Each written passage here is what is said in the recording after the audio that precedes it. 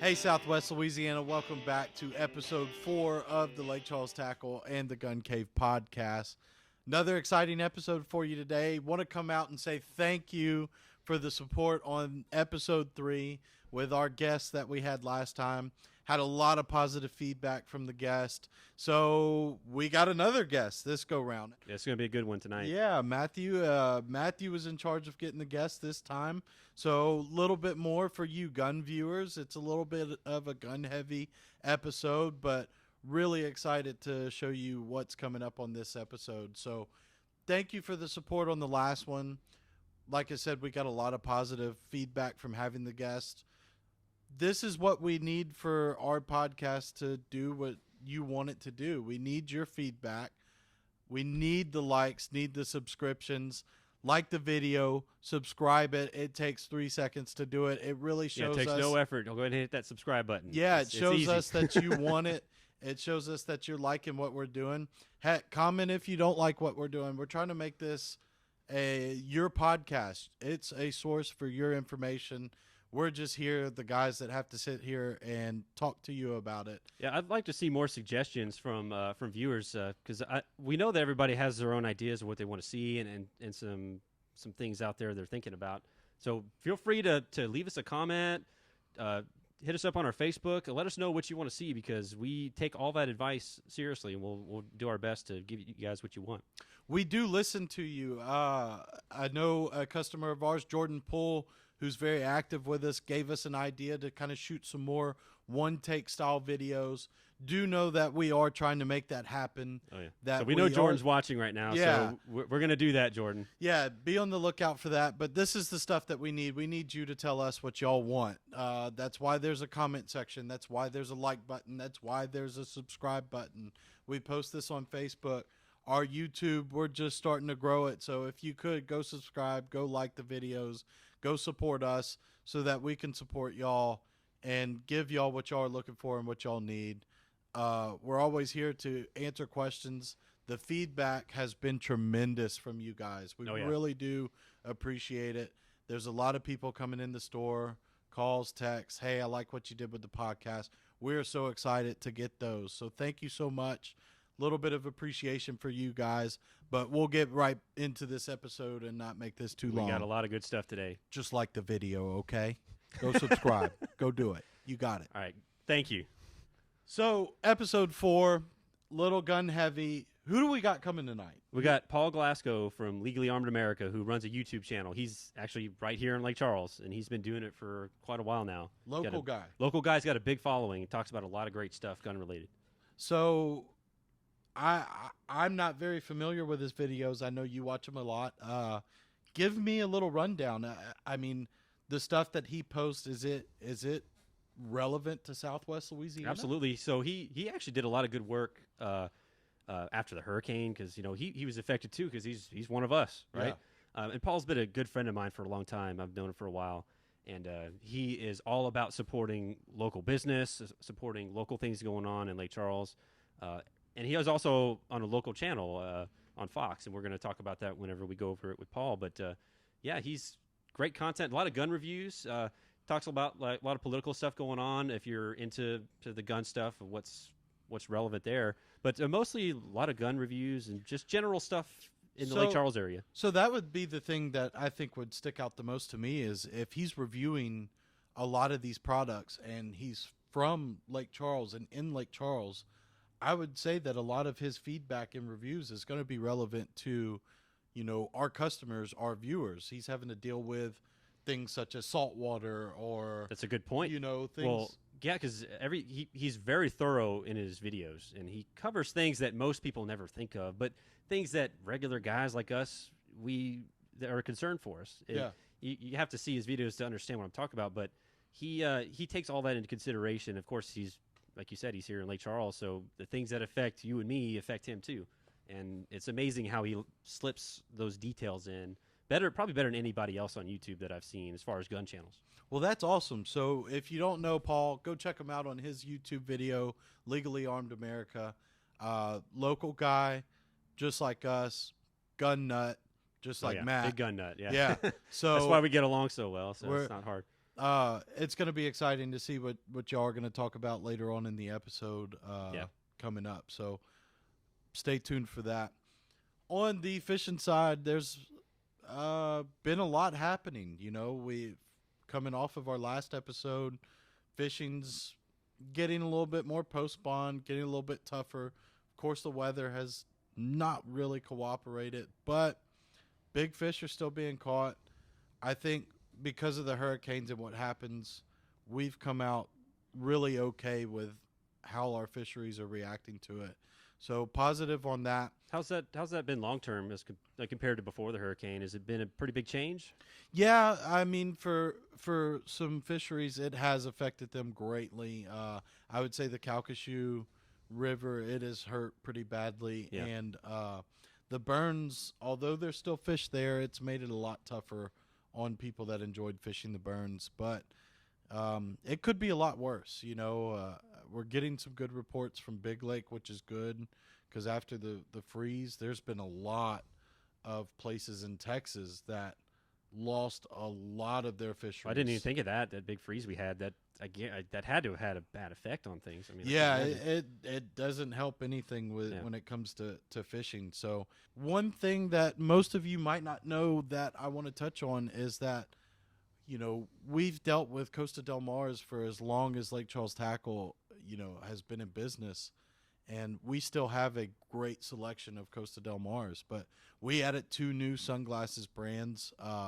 The Maui Gym line, we now have a big case of those, and Smith Optics. So we have now 3 major, I guess you could say, outdoor-driven sunglasses companies, and we've been doing really well with those. Yeah, how's the feedback on those new companies? You get a lot of feedback has been fantastic. Smith is kind of more of that, was into snowboarding, snow sports, and realized that their polarization was so good that if they focused on the fishing side, it would be there. And I now have a pair of Smiths myself and fish with them. I've been loving them. Maui Jim has just been that staple name of having good quality, comfortable sunglasses, and they do. They've been great to work with. Their warranty is fantastic.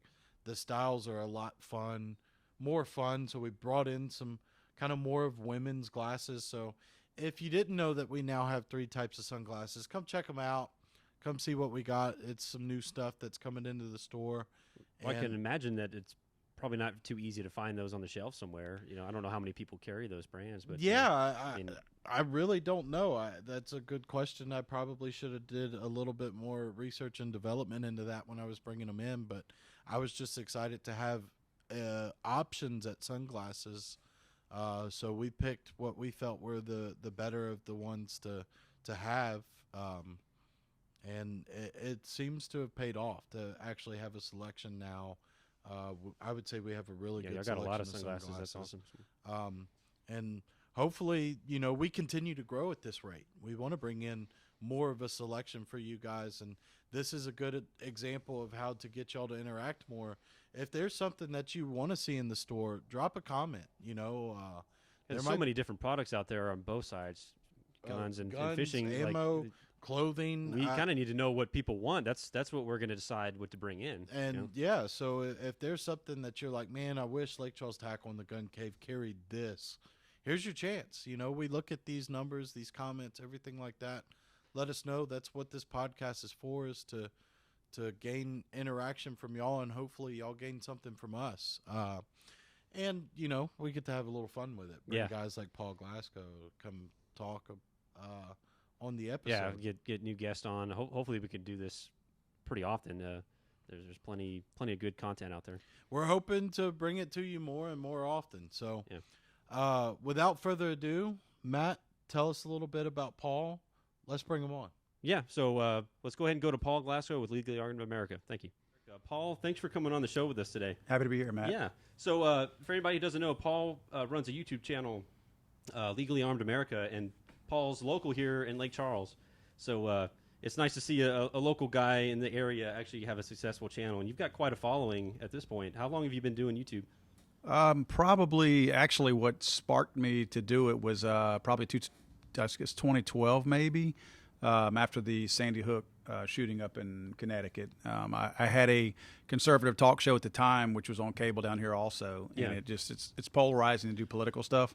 And this branched off, and I just did a spinoff. And next thing I knew, I had to get rid of my conservative channel because everything was so big on the gun side. Yeah, well, you do a lot of you talk about political stuff and a lot of gun reviews and just product, new things coming out.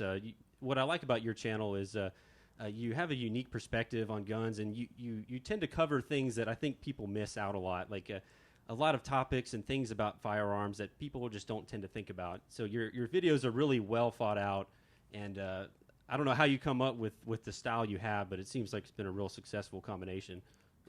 I would say honestly that and it's not a particular aim or style or anything necessarily. It's the fact that I approach everything from just an quote average guy. I mean, I literally put work boots on to go to work in the morning. Yeah. I don't That's jump what out I of love about your helicopters. channel, though, It's nothing tactical or overly tactical, I should say, or anything like that. It's things that way more people can that actually appeal to, because there's more of us out there than guys that jump out of helicopters. I guess that's the point I'm getting to is it's a lot more relatable than there's a lot of good YouTube channels out there, but I feel like you're one of the guys like me and everybody else who just love guns and want to learn about them and want to stay current with what's going on. That's it. And that's a fun perspective. Well, thanks. So I know you've been doing it for a while now, and you have a lot of good connections in the gun industry. You seem to have been able to try a lot of guns, so you have a unique perspective of what's out there and what people like. Is there anything kind of new in the market or anything going on that insider info that you'd like to share with us? Kind of. I can't give all the details, but I think when you see it, you'll know what I'm talking about. There's two companies out there that are doing something that is, well, one is way outside of their norm, and the other one is kind of too, but I guess kind of a teaser here. Yeah. And the companies are Daniel Defense and Glock. You're going to be seeing some things. I know that there is the NRA convention that's scheduled for Houston, Texas in September, Labor Day weekend. Yeah.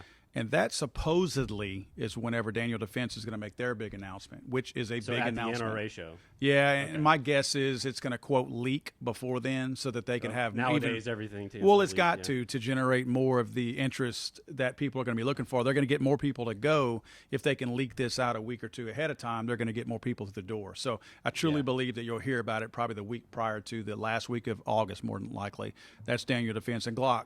I don't know when Glock's intent is. Probably the same, if I had to guess. I mean, we've lost SHOT Show this whole year and NRA last year and a bunch of the other big conventions that we go to. So my guess is NRA is now the big introduction. So look for Glock and Daniel Defense, for sure Daniel Defense, but to have some really big things. Two big announcements, one from each company going up to that. That's cool because, I mean, honestly, I was surprised to hear Glock because I don't know. Of course, we don't know what it is. So we'll have to stay tuned. But there's not a whole lot of changes coming out of Glock in the past 20 years. I will be honest with you. Anytime I've heard there's an announcement coming from Glock, I'm never excited. Yeah. Because all it is kind of the same gun. It's a different Glock. Oh, let's put this slide on this frame. Yeah. That's not what this is. Really? Okay. That's not what this is. So we'll have to stay tuned for that. Yeah. It is really a big, big change for Glock. Well, we're going to be sure and talk about that when that's finally released. Yeah. And, of course, anything out of Daniel Defense is exciting. We carry Daniel Defense rifles here. We have for years. Solid guns. Top quality stuff right there. And what they're doing is really it's needed. What they're doing, I think it's been something that a lot of people, and you'll know what I'm talking about when that time comes, but it's something that people kind of have been longing to happen, and finally they're going to do it. So it's going to be an interesting time. And if I know anything prior to that, I'll let you guys know, because I hate teasing stuff like that, but it's exciting enough where I want people to be on the lookout for it. Well, we like to see, especially nowadays, because these companies, they don't need to make a whole lot of changes to be successful. The fact that they're still putting effort, money, and time into innovating and new products is a good sign, because really all they have to do is make what they have, and they're fine. Well, those two especially. Yeah, I mean, I doubt the most sought after guns exactly. in the nation. I mean, between Glock, that is the #1 striker fired, and Daniel Defense has got to be one of the top AR-15 manufacturers out there. So, I mean, these two guys don't need to spend any money towards research and development. They're still going to sell everything in their warehouses, yet they're still doing that. So, I like seeing that. I've always been a fan, and I talk about that in a lot of my videos. Innovation. I don't care what weird little thing you make. as long as it's not a complete waste of time and it's not taking advantage of gun owners, then I'm all for it. Yeah, that's great to hear, and I appreciate that. We'll stay tuned, and I'll be sure to be watching the NRA show to see what Daniel definitely comes out with. Yep. But there's something else I want to talk about too, and I think a lot of people are unaware that Louisiana is working on a constitutional carry bill, and I think that's going to be huge for anybody who wants to carry a gun. But that's really going to bring in a lot of new gun owners and new concealed carriers into the state, because it's easier, right? Right. Assuming the bill, if it's set up properly, you wouldn't require any kind of licensing or registration or training ahead of time to carry concealed. Right. So there's going to be a lot of people wanting to get into that. Is there any kind of time frame on that when people can expect anything to start happening? Well, there's a lot of bills that kind of came out earlier in the year, and now that they're back in session, they went back in session. I want to say today's the 14th, so they went back in session last week. So they still have to vote on it. And it's got to pass through the House, which I believe HR 16 or HB 16 from Danny McCormick. I believe that's the one that has passed and needs to go to the Senate. Danny McCormick is out of the Shreveport area. He is the one that he put a bill similar to this out last year, did not pass. Yeah. My guess is it'll probably pass this year. I spoke to Philip Tarver, who was a local representative for that area, and he told me that he really thought it was going to pass. And a lot of these guys, let's face it, they may fancy themselves as Republicans or conservatives that typically will be Second Amendment supporters, but most of them truly don't understand the culture of guns. Right. They don't understand, in many cases, why somebody would want to carry a gun. Mm-hmm. They are in a different class. Let's face it, they are. They don't live in my neighborhood, right? You know, so it's a different dynamic altogether. So, Danny McCormick putting this bill out, he's a very staunch Second Amendment supporter, and he is really pushed. And what I like about his bill versus one of the other ones is one of the other ones, I don't remember the name of it, but it's requiring 21 or older to do a permitless carry. Constitutional carry is what they call it. If your viewers don't know, what everybody talks to as constitutional carry is the Constitution gives you the right to carry. You don't need to pay for a permit for it. You can carry concealed without actually having the permit. Basically saying the Second Amendment, the right to keep and bear arms, correct, is your carry permit. That is exactly right. The Constitution says that you can carry a gun, so for people who don't understand. So that's Danny McCormick's is at age 18. One of the other gentlemen that put one out very similar to that is at age 21. So that's going to be a sticking point right there. Yeah. You're going to hear the same argument, and rightfully so, that you can send somebody off to war and hand them an M16. They can't buy a handgun or carry a handgun. For 3 years they can't, while they may be enlisted. So you'll see a lot of that. And of course, my friend Gary Carter down in New Orleans, he'll be putting forth his red flag gun law bill, and that's something that we don't have the time to get into here, but people really ought to look into. Those are dangerous bills that can definitely confiscate guns from law-abiding Americans before they've done anything wrong. Yeah. So I'm really, really against those. And Gary's down in the New Orleans area, and he puts his new bill up every May. He puts it out there. So I suspect he'll do it again this year. Well, we know there's a lot going on. That's why the industry is so hot right now. But with this constitutional carry, I think it'd be a good time people to prepare for that if possible, because like you said, it's got a good chance of passing, it sounds like, which is big. So I can imagine as soon as that passes and people find out they can carry concealed without a license, without the trouble of going through the training and all the registration, all that, there's gonna be a lot of people out looking for guns and ammo. So best thing to do is to start looking early if you're considering doing that.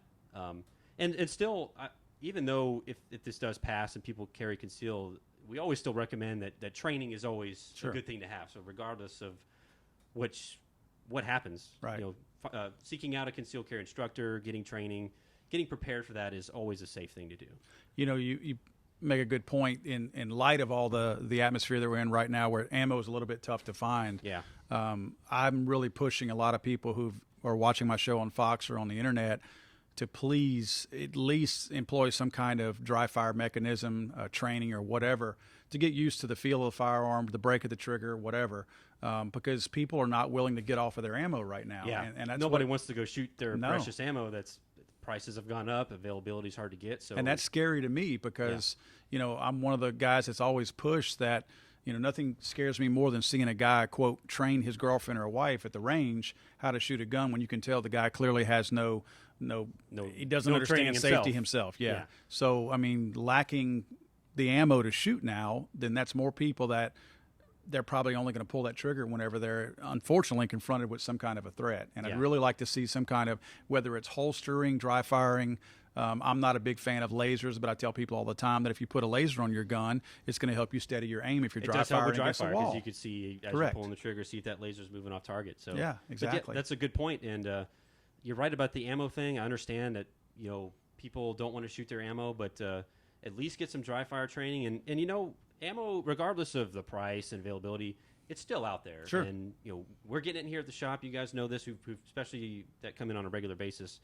Ammo's out there. You might pay a couple dollars more than normal, but it's worth going out every once in a while. If you can, at least go once a month, maybe every couple months. Shoot a box of ammo at the range. It makes a huge difference. Yeah. Especially for somebody new to it. We've all seen the videos of whether it be a man or a woman shooting their gun or a gun for the first time. And unfortunately, I've seen people drop them because they were not expecting the recoil impulse that they just that experienced. Reaction first time shooting it. You don't want somebody kicking your front door in. That's the first time you ever pull the trigger on your firearm. At least go shoot a half a round, half a box of rounds or something. Don't just say I can't shoot my ammo up. It's worth it to invest in a little bit more. Buy 2 boxes of ammo. I mean, I don't know how it works with you guys when you're selling a gun, but I know if you have some, you're at least letting them buy 1 box. Yeah, we always, assuming although sometimes we get more pistols than we do boxes of ammo, but we generally have ammo for gun buyers. So if you buy a gun, you'll get a box. And recently, like I said, we've been getting ammo in. So the excuses are starting to die off. People are getting ammo. There's a lot of it out there. You just got to hunt for it. And any kind of training or practice is recommended. So if you're looking to get a concealed carry pistol, if you're thinking about getting ready for the possibility of this new bill, be sure and take the due diligence. At least shoot with somebody experienced. Go out there and get some safety training and get some experience. It's just a good practice overall.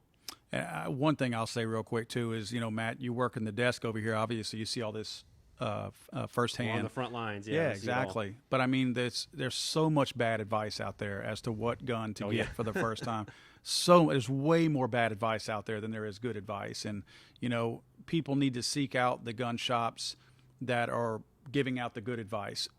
Honestly, and I'm not trying to bash anyone, the academies, the big box stores, look, these are guys making maybe a little better than minimum wage that know nothing about guns. They were put in that department because that was the only department open. It's not because they're gun experts. That's not the place to go. There's nothing personal against those guys, right? It's like they're looking for a job. And That's right. A lot of them probably like guns a little bit, right? But that doesn't make them probably not instructors or anything like that. They just there to get their paycheck and go home. That's it. When we handle customers here, I really try as hard as possible to let them understand what it is they're getting, safety, especially if somebody's new coming in, which we're getting a lot now. I go over the safety rules with them, especially because you could tell instantly when somebody picks up a gun, their level of knowledge on it. Right. You've seen it. Just how they turn it. Just how they hold that gun. It tells you everything, almost everything of what their knowledge is. Yep. And I usually go from there, and if somebody clearly needs a little bit of assistance on the rules of safety and all that, that's usually the first thing I talk about so that they understand. Because the last thing we want is an accident with anybody. Well, I tell people all the time on my videos that the biggest thing we have is a huge, massive responsibility because the people who want to limit, ban, or take guns from honest, law-abiding Americans are just waiting for that next person to slip up. They're constantly waiting for somebody to make a mistake so they can jump on it and take advantage of a bad situation, that's just the reality of it. It really is. So it's but we're excited that hopefully this goes through, and we're going to be sure and keep everybody updated on that so that you're the first to know. Man, I really appreciate you coming in today. That's all we got. If you wouldn't mind, let everybody know how to reach your channel and how they can find Legally Armed America. Well, if you're in the Lake Charles, Louisiana, actually as far over as into the Texas, across the Texas line, and you can access Fox 29. We're on Fox 29 at 9 a.m. on Sunday morning. So it's a 30-minute show on there. What I do is every episode or every segment that might actually appear on Fox 29, we carve out and upload it also. Obviously, and I guess it's the more obvious answer is we have much more of a following online because there's way more people that have access to YouTubers, right? Correct. Subscribers on YouTube, So, I mean, that's definitely our bigger draw. But if you're locally, you can do it there. LegallyArmedAmerica.com is my website.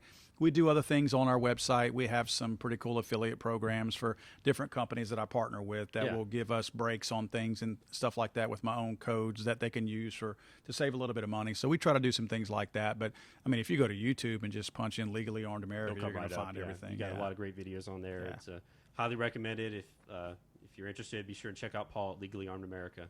Paul, thanks again for coming on. Matt. I appreciate it. Happy to be here. All right, thanks. All right, thanks, Paul, for coming on. Be sure and check out Paul's channel on YouTube. And one thing we want to talk about next that I think people are going to be really excited about.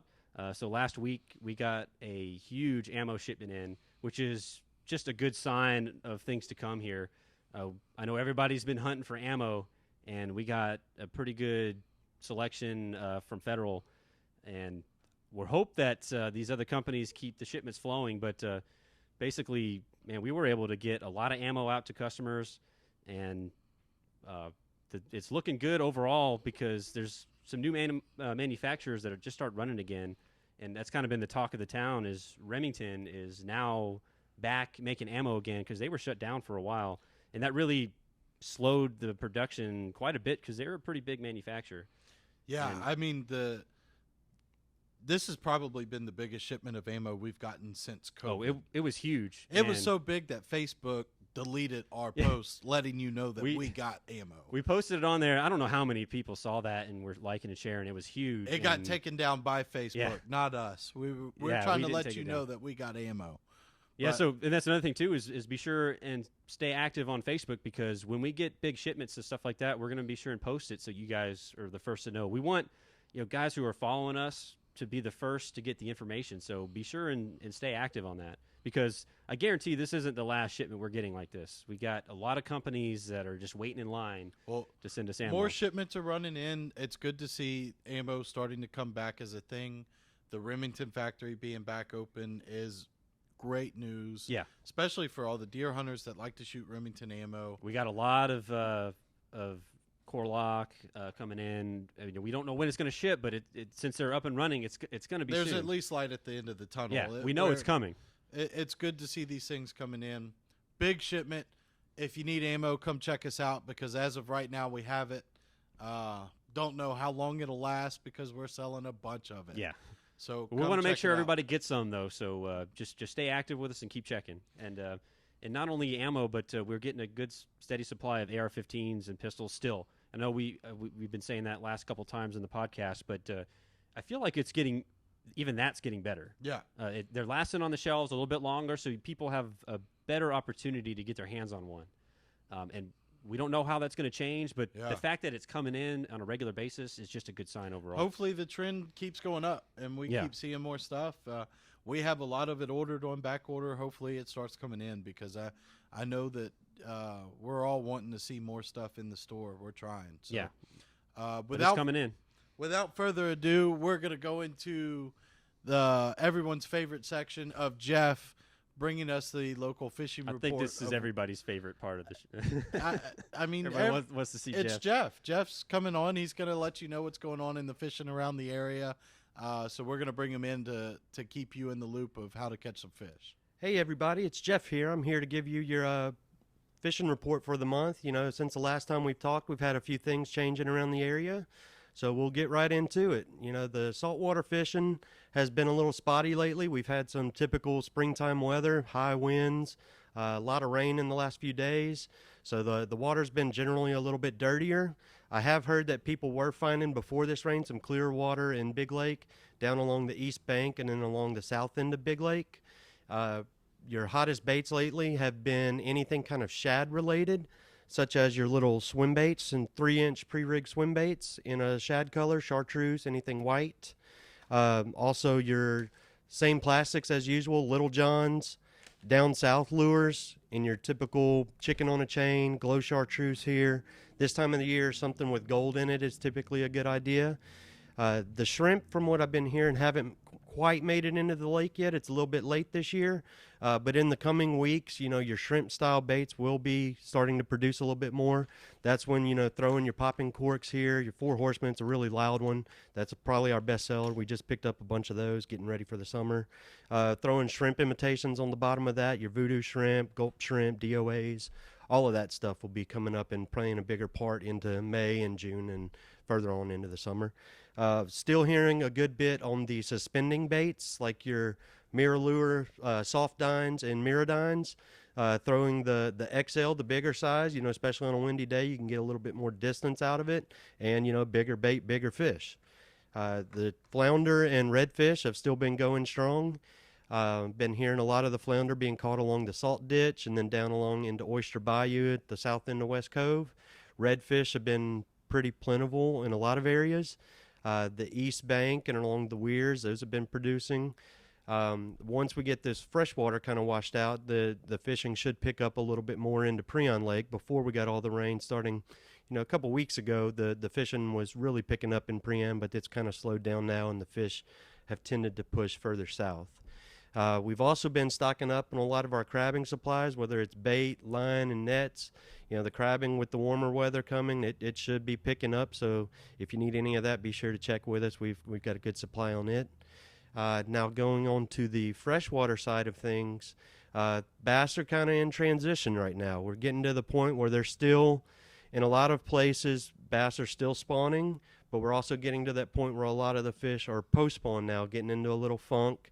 And, typically when it's post-spawn, and this is just a general rule, your best chance for catching good numbers and a big fish would be early in the mornings and later in the evenings, and on your low light days, a cloudy day, a little drizzle. Those are typically the best times to catch fish this time of year, and especially big ones. Specifically speaking, Sabine River, been hearing a lot of good things over there as far as the numbers, and some good quality fish coming out of some of the marshes around there. Hot baits going on there, flukes and Cincos, spinner baits, smaller swim baits in a 4-inch or so size. I have talked to a few people starting to catch them on frogs and topwaters as well. That's a typical kind of post-spawn type bite, and that'll continue into the summer. Up on the lakes, Toledo and Rayburn, I've been talking to a few people catching some good fish. Certain days might be a little tough on numbers. Other days you might catch the numbers and not the size. But I've been talking to a few people catching some, 8, 9, 10+ pound fish. So, if that's it's always good to hear, and that's always a great time of the year right now to go up to Rayburn or Toledo. I'm hearing big fish coming out of both. More numbers on Rayburn, but typically a general better average size from some of the fish on Toledo, it seems like lately. Baits, a lot of people are throwing up there. Typically with post-spawn, you're getting a lot of shad spawn going on, so anything shad type. Alabama rigs here, you put, some of them come with 3, some come with 5 wires, but you put little swim baits on the back. There's a million different ones out there, but anything white or shad colored on the back of those on a little jig head, or if it's a pre-rigged swim bait just by itself. Other things to try, spinner bait early in the morning. If you can find some, hardcover docks or seawalls or anything like that, the shad will spawn on those areas, so it's a good place to check out early in the morning. On Rayburn, there's still a lot of grass bite going on, so your flukes and Cincos, typical shallow water grass type baits, your swim baits just on a weighted hook, and also a swim jig, just putting another swim bait on the back of it and kind of swimming it through the grass. Those have all been producing. Starting to hear a few fish starting to come out a little bit deeper too for some of the fish that spawned early, starting to get off into their early summertime patterns. So backing off to your secondary points and throwing deep diving crankbaits, Carolina rigs, things like that is starting to become a player too. And I'm also still hearing some guys catching them, looking at them up sight fishing. So, there's still some of that bite going on. It's a transition time where you can do a lot of different things. But like I said, I think it's important if you're going this time of the year, definitely try to be on the water first thing or stay late in the evening, because that's when your best bite's going to be.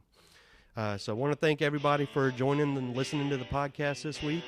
And if you didn't listen to the other knuckleheads, please like and subscribe to our page. We appreciate all the support we're getting, and hopefully we can continue doing this. And I look forward to talking to you guys soon.